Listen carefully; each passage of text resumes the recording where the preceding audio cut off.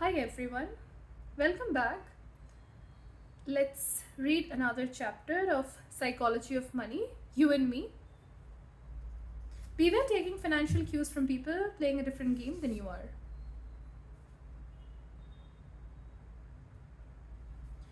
The implosion of the dot-com bubble in the early 2000s reduced household wealth by 6.2 trillion. The end of the housing bubble cut away more than 8 trillion. It's hard to overstate how socially devastating financial bubbles can be. They ruin lives. Why do these things happen? And why do they keep happening? Why can't we learn our lessons? The common answer here is that people are greedy, and greed is an indelible feature of human nature. That may be true, it's a good answer for most. But remember from chapter 1, no one is crazy. People make financial decisions they regret, and they often do so with scarce information and without logic. But the decisions made to them when they were made, blaming bubbles on greed and stopping their misses important lessons about how and why people rationalize what in hindsight looks like greedy decisions. Part of why bubbles are hard to learn from is that because they are not like cancer, where a biopsy gives us clear warning and diagnosis, they are closer to the rise and fall of political party where the overcome is known in hindsight but the cause and blame are never agreed upon. Competition for investment returns is fierce and someone has to own every asset at every point in time. That means that the mere idea of bubbles will always be controversial because no one wants to think they are an overvalued asset. In hindsight, we are more likely to point cynical fingers than to learn lessons. I don't think we'll ever be able to fully explain why bubbles occur. It's like asking why wars occur, and almost always several reasons, many of them conflicting, all of them controversial. It's too complicated for a subject for simple answers. But let me propose one reason they happen that both goes overlooked and applies to you personally. Investors often innocently take cues from other investors who are playing a different game than they are. An idea exists in finance that seems innocent but has done incalculable damage. It's the notion that assets have one rational piece in the world, but investors have different goals and time horizons. Ask yourself, how much should I pay for Google stock today? The answer depends on who you are. Do you have a 30-year time horizon? The smart price to pay involves a sober analysis of Google's discounted cash flows over the next 30 years. Are you looking to cash out within 10 years? Then the price to pay can be figured out by an analysis of the tech industry's potential over the next decade and whether Google's management can execute on its mission. Are you looking to sell within a year? Then pay attention to Google's current product sales cycles and whether we'll have a bear market. Are you a day trader? Then the smart price to pay is who cares? Because you're just trying to squeeze a few bucks out of whatever happens between now and lunchtime, which can be accomplished at any price. When investors have different goals and time horizons, and they do in every asset class, prices that look ridiculous to one person can make sense to another because the factors those investors pay attention to are different. Take the dot-com bubble in the 1990s. People can look at Yahoo stock in 1999 and say, that was crazy, a zillion times revenue. The valuation made no sense. But many investors who owned Yahoo stock in 1999 had time horizons so short that it made sense for them to pay a ridiculous price. A day trader could accomplish what they need, whether Yahoo was at $5 a share or $500 a share, as long as it moved in the right direction that day. And it did for years. An iron rule of finance is that money chases returns to the greatest extent it can. If an asset has momentum, it's been moving consistently up for a period of time. It's not crazy for a group of short-term traders to assume it will keep up moving. Not indefinitely, just for the short period of time they need it to. Momentum attracts short-term traders in a reasonable way. And then it's off to the races. Bubbles form when the momentum of short-term returns attracts enough money that the makeup of investors shifts from mostly long-term to mostly short-term. That process feeds on itself. As traders push up short-term returns, they attract even more traders. Before long, and it often doesn't take long, the dominant market price setters with the most authority are those with shorter time horizons. Bubbles aren't so much about valuations rising. That's just a symptom of something else, time horizons shrinking as more short-term traders enter the playing field. It's common to say the dot-com bubble was a time of irrational optimism about the future. But one of the most common headlines of that era was announced record trading volume, which is what happens when investors are buying and selling in a single day. Investors, particularly the ones setting prices, were not thinking about the next 20 years.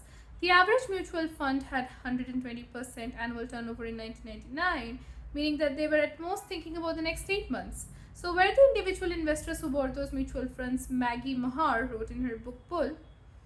By the mid 90s, the press had replaced annual scorecards with reports that appeared every 3 months.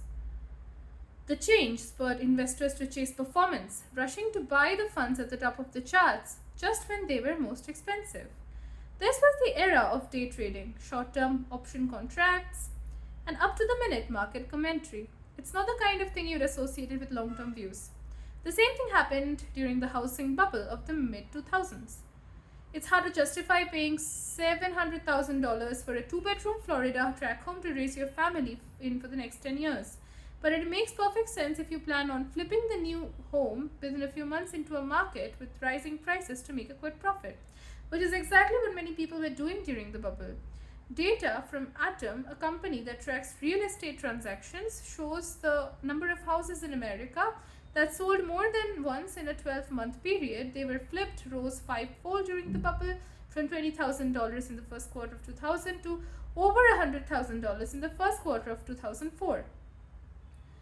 Flipping punched after the bubble to less than $40,000 per quarter, which has roughly remained since. Do you think these flippers cared about the long-term price to rent ratios or whether the price they paid were backed up by long-term income growth? Those numbers weren't relevant to their game. The only thing that mattered to flippers was that the price of the home would be more the next month that it was this month. And for many years it was. You can say a lot about these investors. You can call them speculators. You can call them irresponsible. You can shake your head at their willingness to take huge risks. But I don't think you can call all of them irrational. The formation of bubbles isn't so much about people irrationally participating in the long-term investing. They're about people somewhat rationally moving towards short-term trading to capture momentum that had been feeding on itself. What do you expect people to do when momentum creates a big short-term return potential? Sit and watch patiently? Never. That's not how the world works. Profits will always be chased, and short-term traders operate in an area where the rules governing long-term investing, particularly around valuation, are ignored because they're irrelevant to the game being played. That's where things get interesting, where the problems begin. Bubbles do their damage when long-term investors playing one game start taking their cues from the short-term traders playing another. Cisco stock rose 300% in 1999 to $60 per share. At the price, the company was valued at $600 billion, which is insane. Few actually thought it was worth that much, and the day traders were just having their fun. Economist Burton Milkey once pointed out that Cisco's implied growth rate at that valuation meant that it would become larger than the entire US economy within 20 years. But if you were a long-term investor in 1999, $60 was the only price available to buy, and many people were buying it at that price. So you may have looked around and said to yourself, wow, maybe these other investors know something I don't. Maybe you went along with it. You even felt smart about it.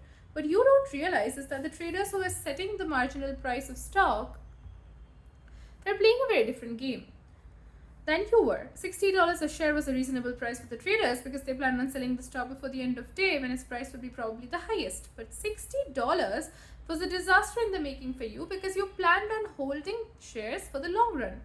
These two investors rarely even know that each other exist, but they're on the same field running towards each other. When the paths blindly collide, someone gets hurt.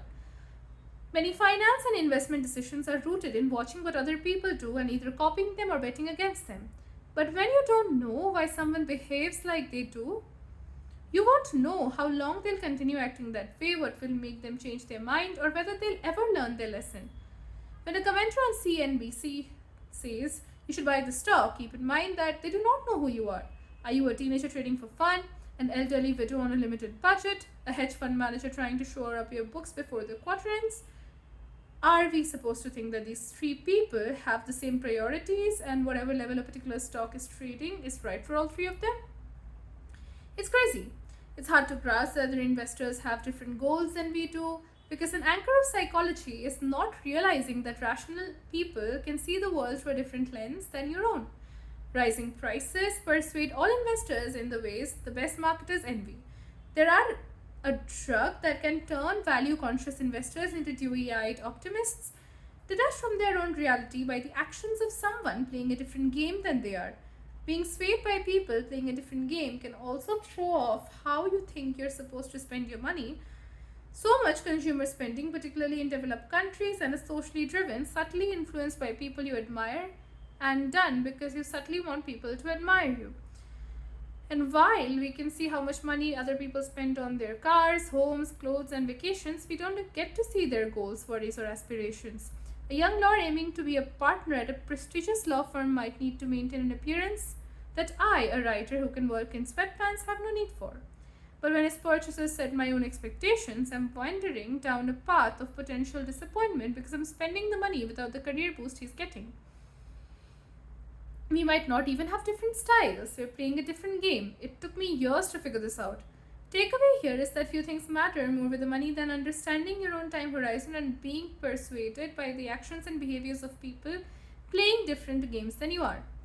The main thing I can recommend is going out of your way to identify what game you're playing. It's surprising how few of us do.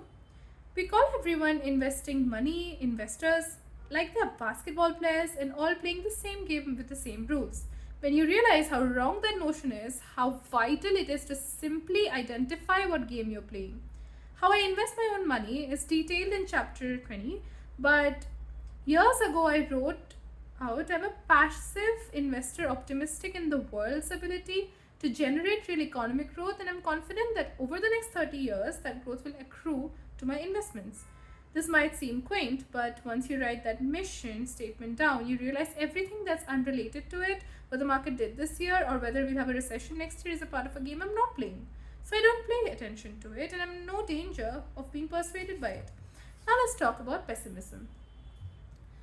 So that's it for chapter 16. Thank you so much for watching. See you in the next one. Don't forget to subscribe. Bye.